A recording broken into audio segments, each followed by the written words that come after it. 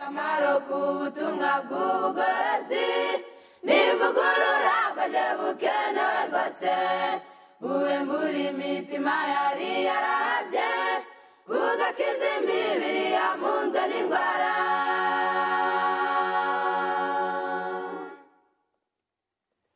Akamaro k'ubutumwa bw'ubugorozi n'ivugurura bwaje bukenewe rwose ivugurura iyo rigeze mu mutima biga ibyaha byari byibasiye umuntu ubwo imibereho igahinduka misha hashingwa umushinga wo kunezeza abandi.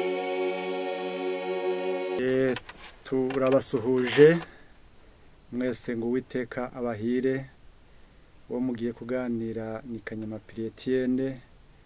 Muri uyu mwanya reka dusenge tubone tuganire ku by'Imana yadutekereye. Turagushimye Data wa twese ugira neza uri mu ijuru, imbabazi zawe n'urukundo rwawe byatumye tubaho, utugirira neza, utwambika icyubahiro, twarabo kwanga urunuka. Twizeye ko no guhindana kwacu uzadutunganya kubw'amaraso y'umwana wawe, ukadufasha tugahinduka bera ku bwawe, amazina yacu akandikwa mu gitabo cy'ubugingo. Turabisabye kuko urabitunze, uri umutunzi wabyo, n'abatwumva bose bifuze kuhagirwa nawe, imyanda yose y'ibyaha yagiye itubonekaho, kugira ngo ayo masaha y'ikigoroba ijambo ryawe rifite imbaraga yo gutunganya no kweza ryongere kutwubaka, riduhe imico yejejwe, tubyatse mu izina rya Yesu, amen. Reka dufatanye gushima Imana iduhaye uyu mwanya mwiza w'ingenzi wo kwigana ijambo ry'Imana. Insanganyamatsiko tugiye kuganira iratubwira ngo ntugakunde iby'isi. Iri jambo riraremereye cyane kandi kurisobanukirwa n'ubwiru bukomeye, kudakunda iby'isi kandi dutunzwe n'iby'isi, ari byo bidutunze, ari byo turya, ari byo twambara, ari byo bitubeshejeho. Kukubwira ngo ntukabikunde urumva ko ari ikintu gikomeye cyane, kuko kubyumva bisaba ubwenge buva ku Mana. Turaza gusoma amagambo aboneka mu rwambere rwa Yohana ibice 2 umurongo wa 15 haratubwira ngo ntimugakunde iby'isi cyangwa ibiri mu isi. Umuntu nakunda iby'isi, gukunda Data wa twese ntikuri muri we. Kuko ikiri mu isi cyose ari ry'umubiri, n'irari ry'amaso, cyangwa kwibona ku by'ubugingo bidaturuka kuri Data wa twese, ahubwo bituruka mu isi. Iri jambo Yohana yanditse muri uru rwandiko aratubwiye ngo tugakunda iby'isi cyangwa ibiri mu isi. Yongeye gusobanura ibiri mu isi ibyo ari byo. Aratubwira ngo ibiri mu isi ni irari ry'amaso, ni irari ry'umubiri, ngo no kwibona ku by'ubugingo, ngo kandi bidaturuka kuri Data wa twese, ngo ahubwo bituruka mu isi. Muraza kumva uyu murongo dusomye neza mu gitabo cya Luka, niho ubwo muri buze kubyumva. Luka 12:29 turasoma iri jambo rikomeye. Luka 12:29 uko Yesu yabyivugiye atubuza gukunda iby'isi. Atubwira iri jambo 12 umurongo wa 29 kugeza 31. Turasoma aya magambo atubwira ngo ntimuhagarike imitima, ntimuhagarike umutima wo gushaka ibyo kurya n'ibyo kunywa, kandi ntimwiganyire. 30 ibyo byose abapagani bo mu isi nibyo bashaka, burya so abazi ko namwe mubikeneye. Ahubwo mubanze mushaka ubwami bwe, kuko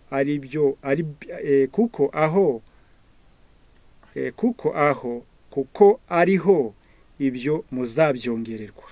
Ndasubira muri uyu murongo. Ibyo byose atubwiye ngo ntiduhagarike imitima wo gushaka ibyo kurya, ibyo kunywa, kandi ntitwiganyire. ati ibyo byose abapagani bo mu isi nibyo bashaka, nibyo bibaraje ishinge. Arababwira ati rero ibyo ntibibahangayikishe. Aratubwira ati ntimwiganyire. Ibyo byose abapagani bo mu isi nibyo bashaka. Burya so arabizi ko namwe mubikennye, ahubwo mubanze mushaka ubwami bwe, kuko ariho ibyo muzabyongererwa. Avuze ijambo rikomeye cyane, abujije abantu kwiganyira, kuko abantu ikibabeshejeho n'ikibatunze ari amaganya. Arababwira ati ntimwiganyire ibyo kurya, ibyo kunywa, uko muzambara n'uko bizaba. Arababwira ati ibyo byose muri kuganya, muri gushaka, n'abapagani azi ko babishaka, kandi ajya bibaha batabimusabye. Arababwira ati mwebweho mubanze mushaka ubwami bw'Imana no gukiranuka kwayo, kuko ibyo ariho muzabyongererwa. Arababwira ati ibyo ngibyo nibwo muzabyongererwa. Mubanze iyo ubwami bw'Imana bwabanje gushakwa mu mutima, ubwami bw'Imana bukabanza bwaboneka muri ho, bya bindi ntaho bibasha gushinga imizi. Ibyo kurya ntabwo ari byo batubwiye ngo ntitukarye, ntitukanywe, ntitukambare, ahubwo baratubuje ngo ntitukabikunde. Ntugakunde iby'isi cyangwa ibiri mu isi, kuko ngo nitubikunda, ngo gukunda Data wa twese kuzaba kuri muri twebwe. Ubwo yari ashatse kutubwira ko tubanza gushaka ubwami bw'Imana no gukiranuka kwayo, noneho ibindi bikaza ari inyongera. Ariko Imana yamaze kubona umwanya mu mutima. Pawulo yavuze ijambo rikomeye nshaka gusoma mu Bagalatiya 6, umurongo ukomeye nshaka ko turebera hamwe. Abagalatiya ibice 6, yaje kuvuga aya magambo. Abagalatiya 6, Abagalatiya 6 umurongo wa 14 aravuga ati mwumve ko abantu b'Imana bagomba kuba, ariko njyeweho sinkiratana ikindi keretse umusaraba w'umwami wacu Yesu Kristo, wateye ko iby'isi bimbera nk'ibibambwe, nanjye nkabera iby'isi kubambwe. Pawulo yari mu isi, yararyaga, yaranywaga, yarambaraga, ariko iby'isi yabirebaga nk'ikintu kibambwe. Nabyo byamubona bikamubona nawe nk'ubambwe. Ntabwo isi yagombaga kumukurura, ntabwo isi yagombaga gutuma, iby'isi byagombaga gutuma yanduranya n'undi ngo bagire icyo bapfa, bangane bazize iby'isi.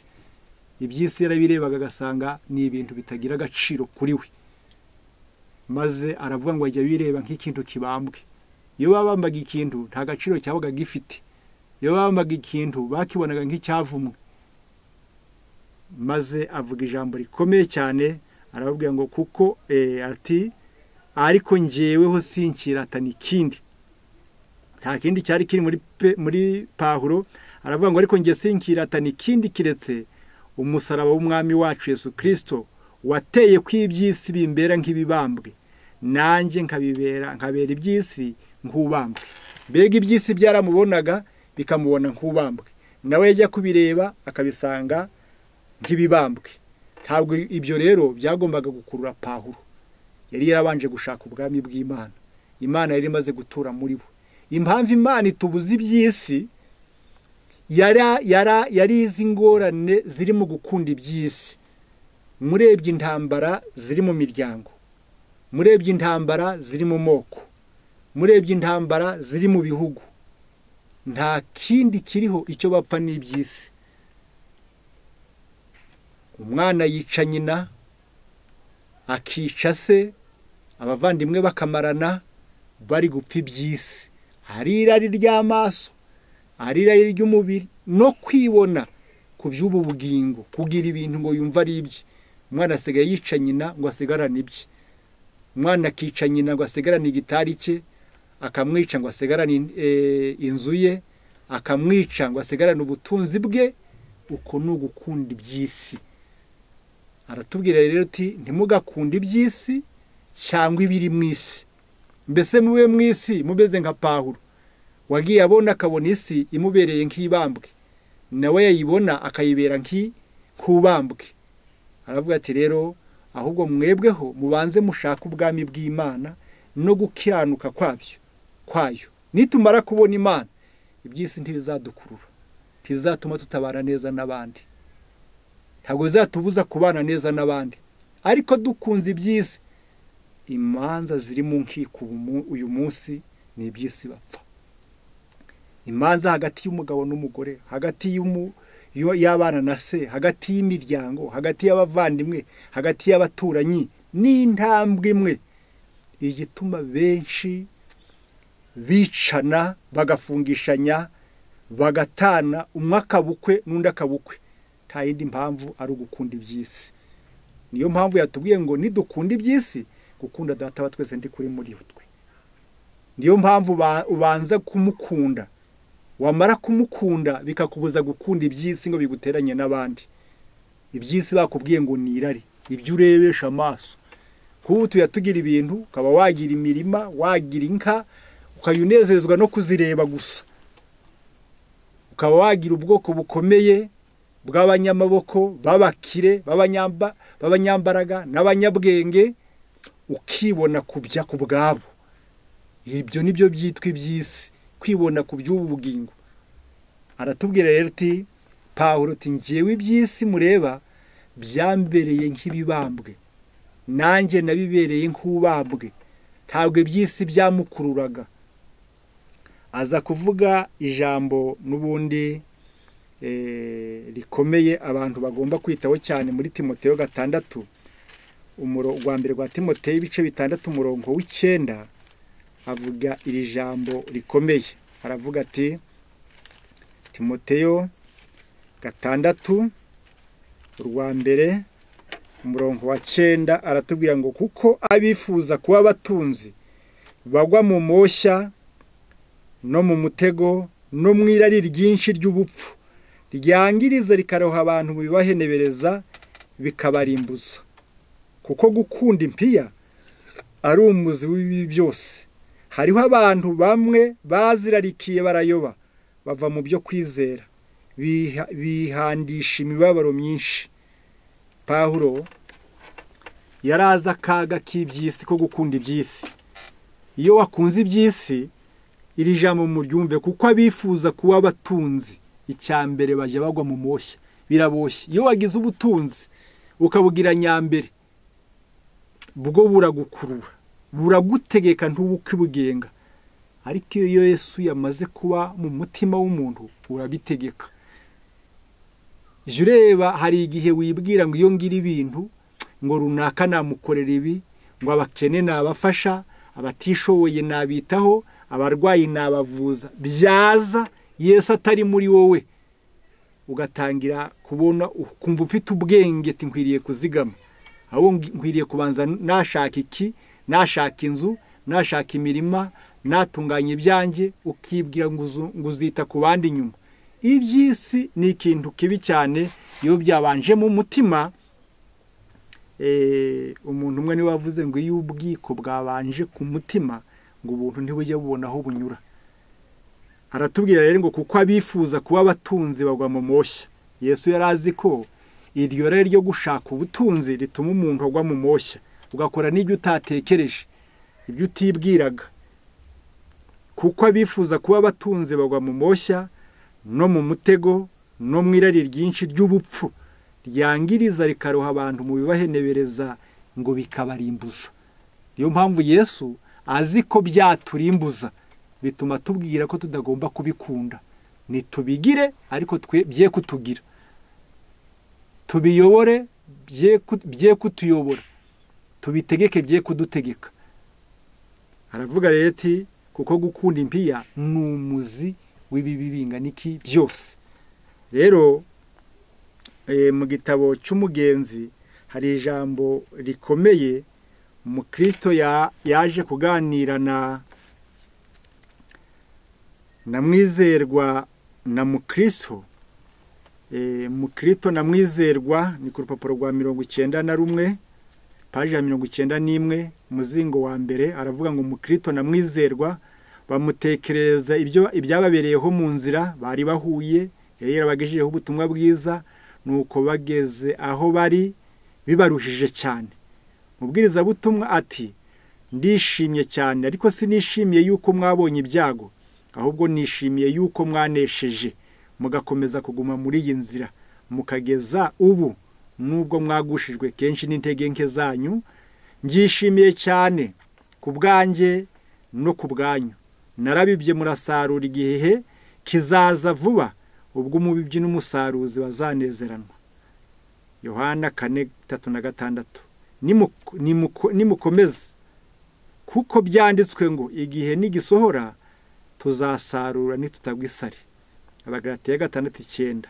Ikamba ritangirika riri imbere yanyu, mwiruke neza kugira ngo muzarigororerwe. Abakorinto ba mbere 9:24-27. Hariho bamwe bagendera kugira ngo barihabwe, bahabwe iryo kamba, ariko bagera kure undi akaza karibanyaga. Nk'uko byanditswe ngo komeza ibyo ufite hatagira ugutwara ikamba ryawe. Byashuwe 3:11. Turageraho Satani atageze imyambi, kuko byanditswe ngo ntimuragera ku byo kuvusha amaraso mu ntambara murwanya ibyaha. Baheburayo 12:4. Ubwami bw'Imana bubari imbere iteka, mwizerane umwete bitagaragara. Muri ibyo mureba irija mu muryiteho, muri ibyo mureba mutari mwagera muri yasi yindi, he kugira icyo mukunda, kandi cyane cyane murinde imitima yanyu no kwifuza kwayo, kuko irusha ibintu byose gushukana, kandi ifite indwara ntiyizera gukira. Mwikomeze, imbaraga zo mu ijuru n'iz'isi ziri mu ruhande rwanyu. Arababwira ati, rero icyo nobabwira cyo gikomeye, mutari mwagera iyo mushya timukagira icyo mukunda kindi. Reka mbabwire, nta wakunze Imana wabaye uwo gusabiriza. Nta wakunze Imana wangiritse. Nta wakunze Imana wabaye mayibobo. Nta wakunze Imana ngo abure icyo yihera urubyaro. Dawidi ati, nari umusore none ndashaje, sinari nabona umukiranutsi arekwa cyangwa urubyaro rwo rusabiriza ibyo kurya. Dawidi yarazi Imana, yakundaga Imana, ariko iri jambo rirakomeye mu ryiteho cyane. Mu gitabo cy'ibihamya umuzingo wa 2 ku rupapuro rw'152 banditse bati, gukunda iby'isi guteye ubwoba, gufasha abantu. Umwami Imana yategetse kuba maso bagasenga iteka kugira ngo atazaza agasanga basinziriye. Gukunda iby'isi guteye ubwoba, gufasha abantu. Umwami Imana yategetse kuba maso bagasenga iteka kugira ngo atazaza agasanga basinziriye. Kwamaze kubafata gukunda iby'isi. Abantu Imana yabwiye ko bagomba kuba maso bagasenga kazasanga bari maso. None aratubwiye ngo gukunda iby'isi guteye ubwoba, gufasha abantu. Umwami Imana yategetse kuba maso bagasenga iteka kugira ngo atazaza agasanga basinziriye. Iyo mpamvu yababwiye ngo ntimugakunde iby'isi cyangwa ibiri mu isi. Umuntu nakunda iby'isi, gukunda Data wa twese ntikuri muri we. Kuko ikiri mu isi cyose ari irari ry'umubiri n'irari ry'amaso cyangwa kwibona ku by'ubugingo, bidaturuka kuri Data wa twese, ahubwo bituruka mu isi. Kandi isi irashirana no kwifuza kwayo, ariko ukora iby'Imana ishaka azahora iteka ryose. Impamvu iri jambo rirakomeye cyane, yatubujije ngo ntitugakunde iby'isi, ngo biraza bigafata abantu, iby'isi bikabakura ku Mana, ngo bakareka gusenga no kuba maso no gutegereza. Bijya biza bigakura abantu ku Mana. Iby'isi n'umugozi, kwikunda kwihambiriye kuri benshi nk'imirunga y'ibyuma. Ni igikingi cyanjye, imyaka yanjye, ubucuruzi bwanjye, ibicuruzwa byanjye, ndetse n'ibyo abantu muri rusange bafiteho uburenganzira birirengagizwa. abagabo n'abagore bavuga ko bategereje kandi bagakunda kuboneka k'umwami bikingiraniye mu kwikunda. Iri jambo rirakomeye cyane. Impamvu Imana itubuza gukunda iby'isi ntabwo ari ukutubuza kunezerwa. Ni Imana igikunda abanezerewe, igikunda bishimye. Ahubwo iyo iby'isi byamaze kubona umwanya muri twe, bisimbura iby'Imana muri twe. Niyo mpamvu yanditse kuri iyi paje 153 ati kwikunda kwihambiriye kuri benshi nk'iminyururu y'ibyuma. Kwikunda kwihambiriye kuri benshi nk'imirunga y'ibyuma. Akavuga ati ni igikingi cyanjye, imyaka yanjye, ubucuruzi bwanjye, ibicuruzwa byanjye. Mbega ikintu cyose ninjye. Ngo maze ibintu byose bindi bikirengagizwa. Gukunda iby'isi, aratubwira ngo ati abagabo n'abagore bavuga ko bategerereje kandi bagakunda kuboneka k'umwami bikingiraniye mu kwikunda. Abagabo n'abagore bavuga ko bategereje nabo bamaze kwishyira mu kagozi, bamaze kwiboha ngo bikingiraniye mu kwikunda. Bikingiraniye mu kwikunda, bitandukanije n'iby'igikundiro n'ibyo kubaha Imana.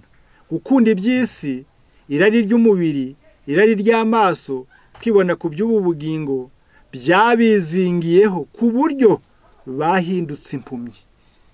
Iby'isi iyo wamaze kubikunda ntubukireba n'uwabiguhaye. Ntujye umenya ko iby'isi ufite ari intizi Imana yaguhaye. Urabireba ukumva ngo ibyanjye, inka yanjye, ihene yanjye, umurima wanjye, inzu yanjye, ibyo kurya byanjye, amafaranga yanjye, byose ni ibyawe. Wumva ari njye.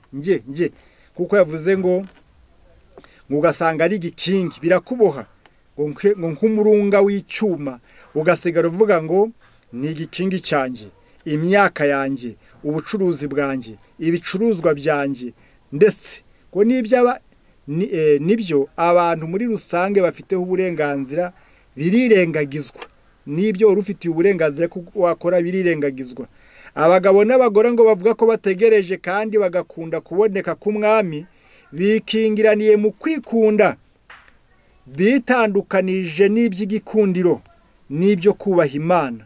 Gukunda iby'isi, irari ry'umubiri, irari ry'amaso, kwibona ku by'ubu bugingo byabizingiyeho ku buryo bahindutse impumyi. Niyo mpamvu Imana itubuza gukunda iby'isi. Iyo wabibonye ukabigira nyambere biraguhumisha. Tongeye kureba Imana ikubeshejeho, ituma uhumeka, ituma uvuga, ituma ugenda, ituma ubyara, ituma worora, ituma wumva, bikakuboha ngo bikakubohesha umunyururu w'icyuma. None ugazivuga ngo ibyanjye, ukumva nta by'Imana ntinabifiteho urutabi. Kumva ngo ibintu byanjye, abantu banje, byose bikaba ibyawe. Ninjye. Ni ukwikunda. Baratubwira ngo kugeza igihe bibahindura impumyi, bononwe n'iby'isi kandi ntibashobora kubibona. Birabonona iby'isi, ntawe ujya ubyirukankaho ngo azabishyikire. Urabikunda ugapfa utanabigezeho. Ntawe uje ubona byuzuye. N'abafite ubutunzi bwinshi ku isi nabo bajya babireba, baracyashaka ibindi, bumva batanyuzwe. Iby'isi bitera icyaka. Iby'isi wabinyoye, wabitunze, wabikozeho, uwo ubitunze ntajya ashira icyaka. Niyo mpamvu agundira icyo abonye cyose. Niyo mpamvu yanga no kurekura watagira ikimucika. Aratubwira rero ngo iyo abantu bamaze kubyihambiraho ngo barabikunda ngo bagasigara ari impumyi. Gukunda iby'isi, irari ry'umubiri, irari ry'amaso, kwibona ku by'ubu bugingo byabizingiyeho ku buryo bahindutse impumyi. Bononwe n'iby'isi kandi ntibashobora kubibona, birakonona ukabyirukankaho ntuzanabibone. Iby'isi bigutera guhemuka. Urebye abantu barabiringirwa buno bahindutse babihemu, haba mu miryango, haba mu mabanke, haba mu bavandimwe no mu baturanyi. Bari abantu biringirwa, bari abantu bizerwa, ariko ubu bahindutse baruhagwa, baruvumwa, abambuzi, bitewe n'uko iby'isi bamaze kubibona. Birabazirika, birabayobora, birabategeka, bibajyana iyo bishaka, kugeza igihe yumva no kuba amafaranga yafashe muri banki, kuba inyungu abonye yayishyura ngo akiranuke na banki, bikaba ari ibintu bikomeye. Kugeza igihe baza guteza ibye, yaranze kurekura amafaranga ahubwo akayashora mu bindi bizamuha izindi nyungu. Yajya kubona akabona iwe haratejwe bitewe no gukunda inyungu. Amafaranga rero ni iby'isi bimureba, iyo tumaze kubibona bisigara bikugenga, bisigara bigutegeka, bisigara bikuyobora, Imana ntikugire. Niyo mpamvu yakubwiye ngo ntimugakunde iby'isi cyangwa ibiri mu isi. Nimukunda iby'isi, gukunda Data wa twese ntikuri muri mwebwe. Niyo mpamvu atubwiye ngo nimubanze mushaka ubwami bw'Imana no gukiranuka kwayo, ibindi tubyongererwe. Iyo wamaze kugira Imana umugenga wawe, umuyobozi wawe, Imana yawe, umwami wawe, ibyo byose, inka zaza ntizigutegeke, amafaranga yaza ntagutegeke, ubukene bwaza ntibukukure ku Mana, inzara yaza ntigukure ku Mana, ibyago byaza ntibigukure kuri yo. Iyo wamaze kugira Imana ukayigira umugenga wawe, biragufasha, maze iby'isi ntibikonone. Bavuga ko bakunda Imana, inyamara imbuto zabo ntizerekana urukundo bavuga ko bafite. Bavuga ngo bakunda Imana. Ikiganiro cyabo iyo muganira, iyo tuvuga ko dukunda Imana, ariko Imana izi ko mu mitima yacu tutayikunda. Ariko akanwa kuvuga byerekana ko dukunda Imana. Mwumvire ijambo. Baravuze ngo bavuga ko bakunda Imana, nyamara imbuto zabo ntizerekana urukundo bavuga ko bafite. Kuvuga ku rurimi kurayikunda, ariko mu bikorwa Imana ntibayikunda. Uwakubwira ngo aragukunda ariko ntagire icyo akumarira, ntabagukunda. No kuvuga ngo ukunda Imana, ntugire icyo ukora, Imana ntisonza, Imana ntikena, Imana ntiyambara ubusa, Imana ntirwara. Ariko abantu bayo bahura n'ibyo byago bitewe n'aho icyaha cyagejeje umuntu. Ubwo rero iyo ubonye ibyawe bikaba ibyawe, amaso ntarebe ku murwayi, ntarebe ku mushonji, ntarebe ku mukene, ntarebe ku ucishijwe bugufi, ntarebe ku wabuze uko agira, amaso agahindukira kireba, ntabwo uba ukunda Imana. Kuko ngo baravuga ngo bakunda Imana, ngo ariko bavuga ko bakunda Imana, nyamara imbuto zabo ntizerekana urukundo bavuga ko bafite. Kuko iburyo cyerekana icyo uvuga ni urukundo. Umuntu umwe baramubajije, bamuhamagara mu izina, aravuga ngo yewe runaka, ngo yanga kwitaba, yewe runaka yanga kwitaba. Ngo ariko igihe ndaguhamagara ntabwo wanyumvise, ngo erega ibyo uvuga bimbuza, ibyo ukora bimbuza kumva ibyo uvuga. Kuvuga turavuga, ariko gukora ntako. Iyo ukunda ikintu, iyo uvuze ngo iki kintu uragikunda, ikibigaragaza n'ibikorwa. Arakomeza agira ati, arakomeza ngira ngo bayima icya 10 n'amaturo, none umuvumo cyumya uri kuri bo. Ukuri kumaze igihe kumurikira mu mpande zose z'inzira banyuramo. Ukuri kumaze igihe kumurikira mu mpande zose z'inzira banyuramo. Imana yakoze bitangaje mu gukiza ubugingo, mu gukiza ubugingo mu ngo zabo. Nyamara se amaturo yabo bayizaniye ngo bayishimire, imbabazi yaberetse ari hehe? Yarabarinze, ibarindira ingo, ibarindira imiryango, ibarindira ubutunzi, ariko bavuga ko bakunda Imana ariko nta shimwe bayigaragariza. irihe benshi muri bo bameze nk'inyamaswa zidashima. Igitambo cyatangiwe umuntu kikirondoreka, kirenze cyane ubwenge bw'umunyabwenge ukomeye kurusha abandi bose. Nyamara abantu bavuga ko bagabanye kuri iyi migisha, yo mu ijuru. Iyo bazaniwe ikiguzi y'igiciro cyinshi barikunda bikabije ku buryo nta turo nyakuri bazanira Imana. Ubwenge bwabo buri ku by'isi. Iby'isi nicyo kiganiro. Iby'isi muri Zaburi 49 tuhasoma aya magambo ngo biringira ubutunzi bwabo, bakirata ibintu byabo byinshi, ariko ntawubasha gucungura mugenzi we na hato cyangwa guha Imana incungu ye. Bavuga ko bakunda Imana, ariko ngo ikiri mu bwenge bwabo gusa baravuga ngo iby'isi. Hakatubwira muri Zaburi ngo tuhasoma aya magambo ngo biringira ubutunzi bwabo, ntibakiringira n'Imana. Iyo umuntu yamaze gukunda iby'isi, n'Imana ntakiringira. Ntibakiringira, biringira ubutunzi bwabo, bakirata ibintu byo mu isi, ibintu byabo byinshi nibyo asigara atezeho amakiriro, ariko nta bubasha bafite bwo gucungura. Ariko ntawubasha gucungura mugenzi we na hato. Byose barabifite, ariko ntawacungura mugenzi we cyangwa guha Imana incungu ye, kuko incungu y'ubugingo bwabo ari igiciro cyinshi, ikwiriye kurekwa iteka.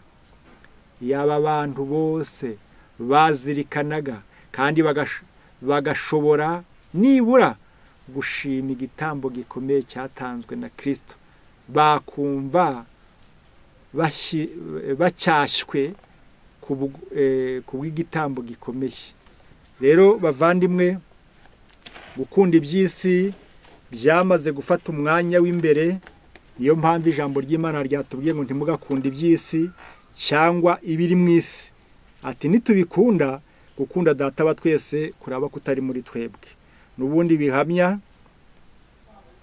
bya kabiri ku rupapuro rw'168 haratubwira aya magambo 168.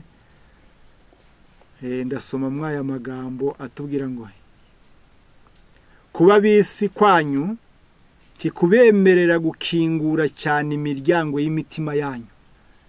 Kubera abantu babaye abisi ngo ntibabasha gukingurira na Yesu imiryango y'imitima yabo.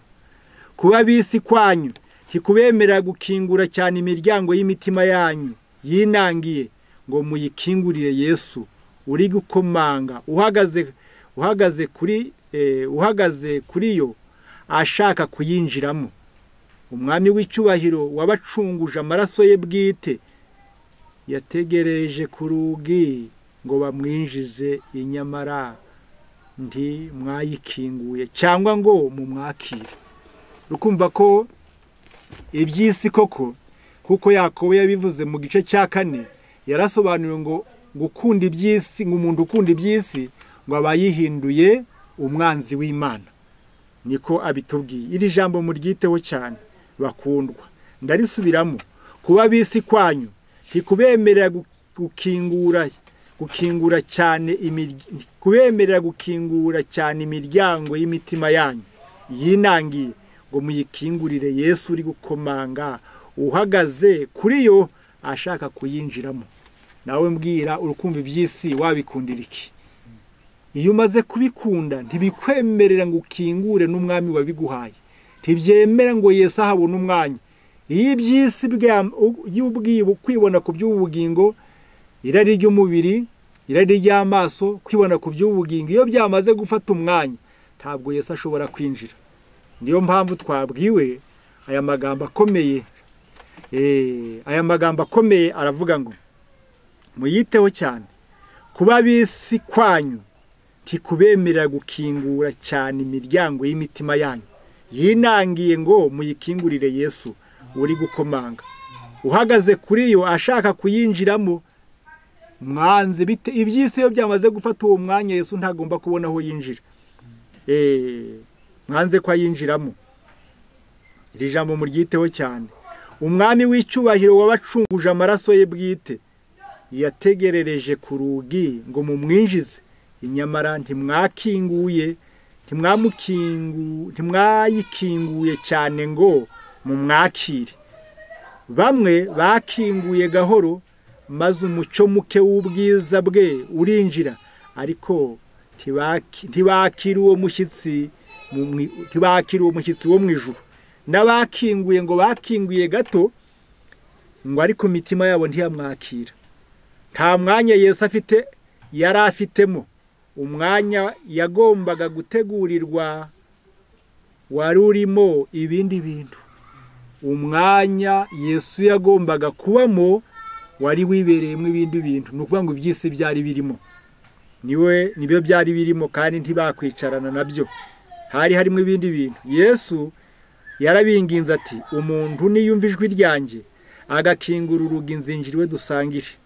Ubu ahagaze ku rugi arakomanga, aravuga ati, umuntu naramuka akingiye urugi, njye nzinjiriwe dusangire.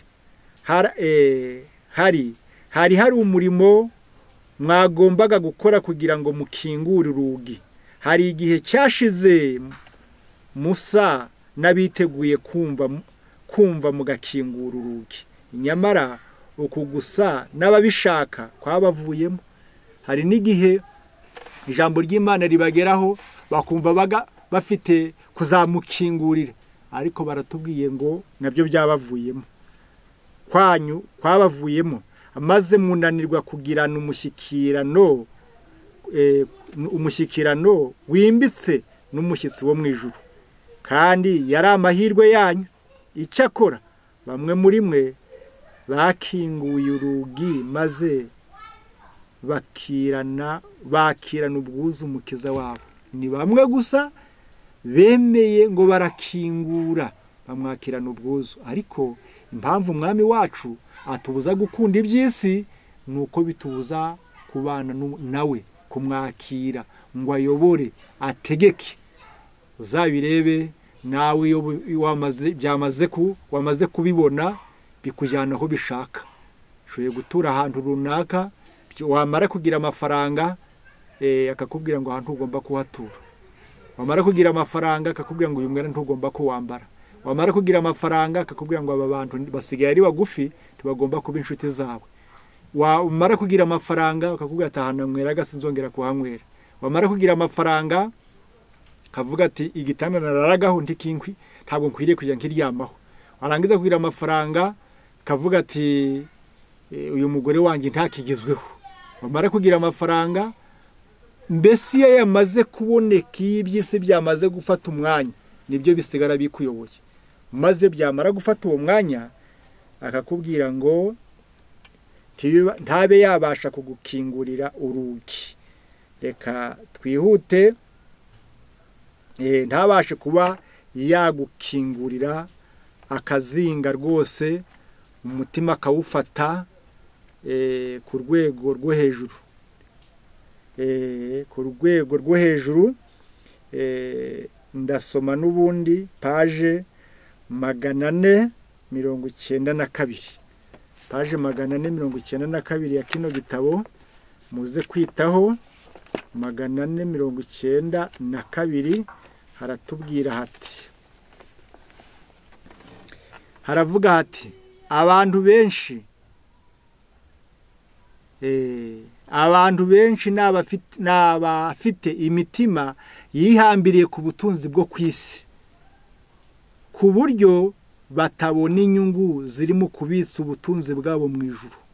Iyo yamaze no kwakira ubwo butunzi, ntabwo yabubitsa, ahubwo yumva yabwigumanira. Aravuga ngo abantu benshi n'abafite ubutunzi, n'abafite imitima yihambiriye ku butunzi bw'isi, ku buryo batabona inyungu ziri mu kububitsa mu butunzi bwo mu ijuru, kubitsa ubutunzi bwabo mu ijuru. Ntibasobanukirwa yuko amaturo yabo y'ubushake batura Imana atari ayo kwikungahaza, ahubwo ari ayo kwikungahaza bo ubwabo. ni ukuvuga ngo burya ibyo utanga uba uri kubitsa, uba uri gushyira muri banki, ntabwo ubuha Imana. Ku ijambo ry'Imana riratubwira ngo isi n'ibiyuzuye n'iby'Uwiteka, isi n'abayibamo, isi n'ibiyibamo, nta byinshi gusaba kuko byose ni ibyayo, ahubwo irabiduha kugira ngo tubashe kumenya uwabiduhaye. Twamara kubigira tukakira ibintu, tukirukana uwabiduhaye. Abantu benshi ngo ni abafite imitima yihambiriye ku butunzi bw'isi, ku buryo batabona inyungu ziri mu kubitsa ubutunzi bwabo mu ijuru.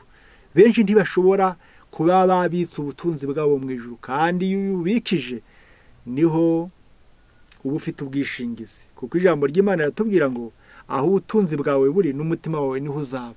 Ni ukuvuga ngo niba ufite ubutunzi hano mu isi uzahora mu isi, n'ububitsa mu ijuru nawe uzajya mu ijuru, kuko ari ubutunzi bwawe buri.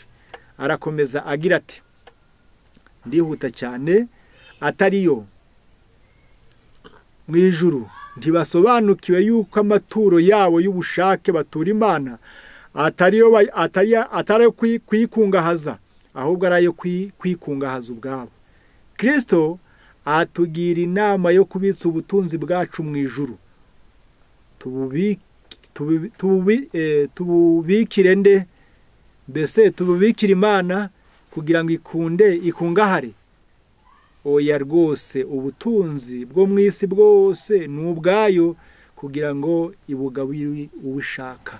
Ntabwo ikubwira ngo bitse ubutunzi bwayo mu ijuru ngo aba ari kugira ngo ukungahaze Imana, ngo ubutunzi bwawe bujyane. Reka da! Oya rwose, ubutunzi bwo mu isi bwose ni ubwayo kugira ngo ibugabire mu ushaka. Nimwibikire ubutunzi bwanyu mu ijuru. Abantu Imana yagize ibisonga batwawe cyane n'ubutunzi bw'iyi si, ku buryo batabona yuko biba Imana icya cumi n'amaturo gusa, binyuze mu kwikunda no kwifuza ubutunzi, ahubwo ko banayiba ubwabo ubutunzi bw'iteka ryose. Biba Imana nabo bakiyiba ubutunzi bw'iteka ryose.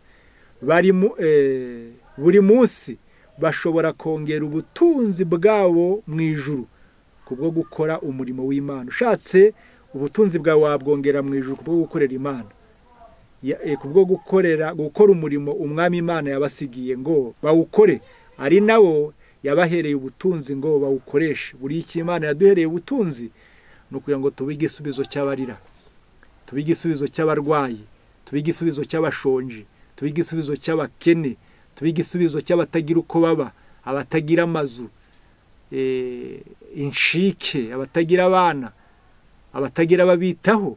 Ubutunzi bwacu bugomba kuba igisubizo. Tukaba nka Yobu wavuze ngo imfubyi, ngo yabaye se w'imfubyi, ngo umupfakazi we yamuhagarikiye akiva mu nda ya nyina. Biradusaba ngo ubutunzi bwa Yobu bwari bufite agaciro mu maso y'Imana, kuko ntabwo yibereyeho, kuko yaranatanze n'umugabo aravuga ngo niba ubutunzi bwanjye butarambitse abambaye ubusa, aravuga ngo urutugu rwe ruragatandukana n'umubiri. Yari afite ibintu bikomeye cyane. Ndihuta muri iki gitabo n'ubundi ku rupapuro rwa 994, maze twihutira gusoza. Haratubwira ngo bavandimwe rero, gukunda iby'isi, impamvu Imana itubuza gukunda iby'isi ntabwo ari ukugira ngo itunge inka zacu, itunge amafaranga yacu, itunge imirima yacu, itunge n'ibindi byose, ahubwo twasanze ko uwamaze kubigira nyambere bimutandukanya n'Imana. Maze aravuga ati, kuri uru rupapuro aratubwira ngo igihe cy'imbabazi kuri benshi kiri kurangira. Buri munsi Satani ateranyiriza hamwe umusaruro w'ubugingo bw'abantu. Benshi bari gufata ibyemezo biheruka byo kurwanya ukuri, ndetse benshi bari gupfa batarakumenya. Benshi bari gupfa bataramenya ukuri, kuko abagombaga kubabwira iby'isi byarabatwaye umutima. buri munsi Satani arateranyiriza hamwe. Aratubwira ngo igihe cy'imbabazi kuri benshi kiri kurangira. Buri munsi Satani ateranyiriza hamwe umusaruro w'ubugingo bw'abantu. Benshi bari gufata ibyemezo biheruka byo kurwanya ukuri, ndetse benshi bari gupfa batarakumenya. Ubwenge ntibumurikirwa n'umucyo, kandi ntibarihana. Ubwenge ntiburamurikirwa n'umucyo, kandi ntibarihana ibyaha byabo. Nyamara kandi abantu bavuga ko bubaha Imana, bari kurundanya ubutunzi bwabo bw'iby'isi no kwerekeza imbaraga zabo mu kurushaho kuronka byinshi. Kandi abantu bari gupfa nta byiringiro bafite. Abari bakwiriye kubaburira no kubajyanira umucyo, iby'isi byamaze kubafata, irabahambiriye. Baravuga ngo igikingi cyanjye, umurima wanjye, inzu yanjye, inka zanjye, igikuyu cyanjye. Mbese ibyo byamaze gufata umwanya, ariko abapfa batagira ibyiringiro ni benshi. Nyamara kandi abantu bavuga ko bubaha Imana, ngo bari kurundanya ubutunzi bwabo bw'iby'isi no kwerekeza imbaraga zabo mu kurushaho kuronka bwinshi. Ntabwo biyumvamo ko abagabo n'abagore baza aho imbaraga zabo, ntabwo biyumvamo ko uko abagabo n'abagore bazaho imbaraga yabo ihindura ishobora kugera bemerewe, kandi ko bari gupfa bazize kutamenya ukuri. Umurimo uyobowe neza kandi ugakorwa mu rukundo no kwicisha bugufi, wakora byinshi mu kumurikira abantu, mu kumurikira bagenzi babo no kubahindura. Nyamara urugero rutangwa na benshi bashoboraga gukora ibyiza byinshi rusa n'uruvuga ngo ubugingo bwanjye bufite agaciro gake kuri njye ubugereranije n'inyungu z'iby'isi. Benshi bakunda ukuri buhoro, nyamara bakarushaho gukunda iby'isi. Muzabamenyera ku mbuto zabo. Benshi bavuga yuko bakunda ukuri. Iryo jambo nsozerejeho muryiteho cyane, umurongo urakomeye, ndasubiramo. Benshi bakunda ukuri buhoro, nyamara bakarushaho gukunda iby'isi. Muzabamenyera ku mbuto zabo. Bavuga ko bakunda iby'isi. Bavuga ko benshi bakunda ukuri buhoro, nyamara bakarushaho gukunda iby'isi cyane. Nta handi muzabamenyera ku mbuto zabo. Muzabamenyera ku mbuto zabo. Bemera guhomba iby'umwuka kugira ngo babone iby'igihe gito. Bemera kuba bahomba iby'umwuka cyangwa se iby'ubugingo bw'iteka ngo baronke iby'igihe gito.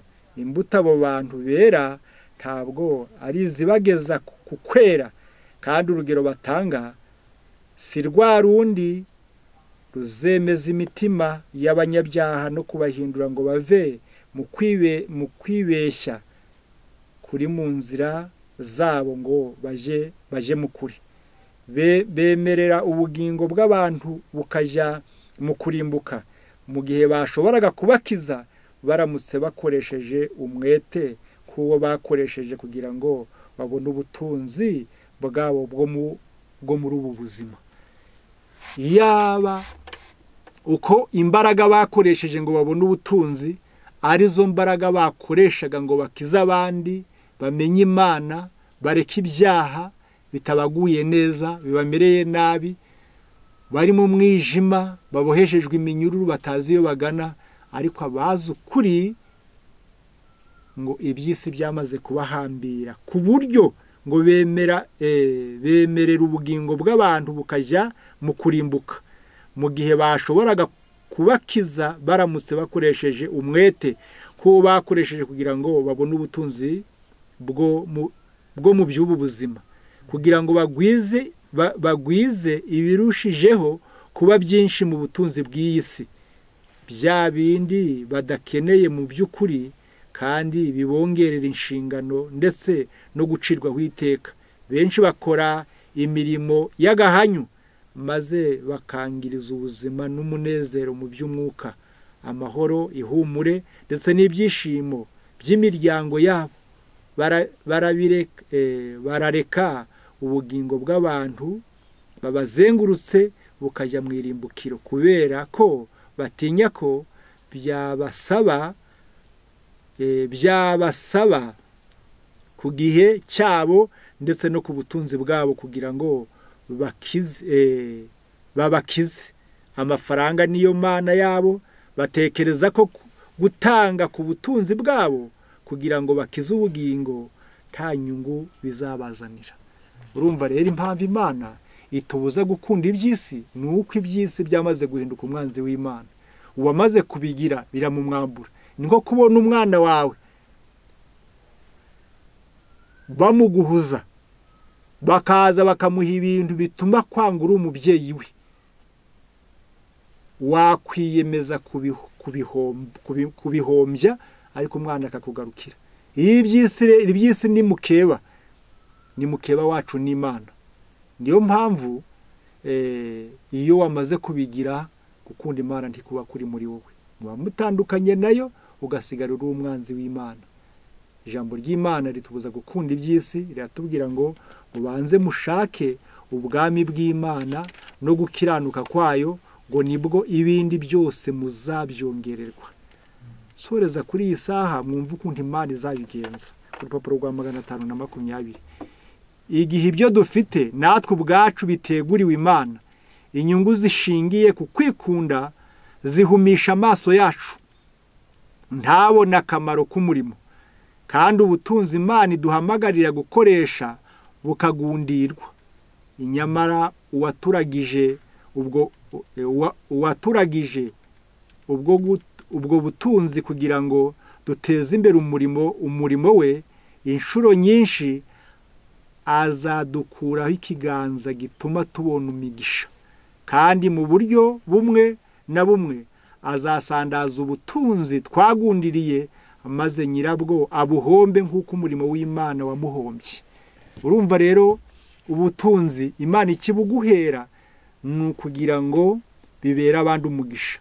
Rero ubwo wabiretse ukabigundira ukareka Imana, arakubwiye ngo ibwo wabikoze bene ako kageni. Inyamara uwaturagije ubwo butunzi kugira ngo duteze imbere umurimo we, inshuro nyinshi ngo azadukuraho ikiganza gituma tubona imigisha, kandi mu buryo bumwe na bumwe asandaza ubutunzi twagundiriye, maze nyirabwo abuhombe kuko n'umurimo w'Imana uba wabuhombye. Ntabwo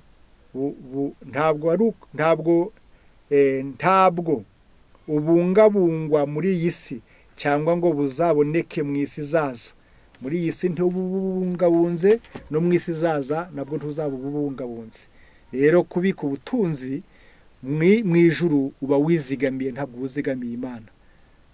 Ijambo ry'Imana Pawulo ati, njyewe iby'isi byambereye nk'aho bibambwe, nanjye niko byambonye.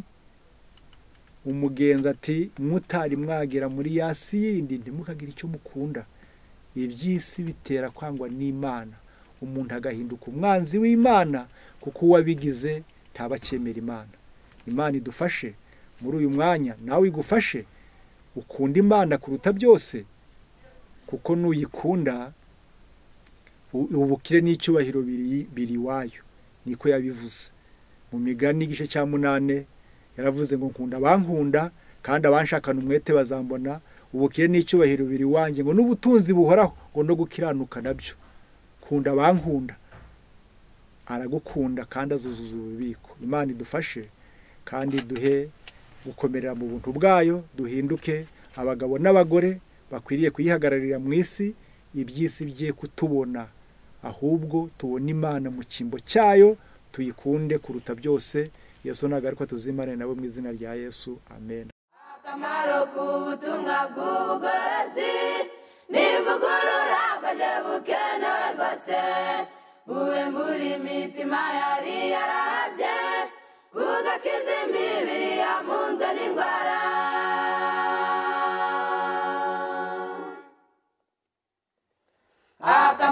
ku butumwa bw'ubugorozi n'ivugurura bwaje bukenewe rwose ivugurura iyo rigeze mu mutima biga ibyaha byari byibasiye umuntu ubwo imibereho igahinduka misha hashingwa umushinga wo kunezeza abandi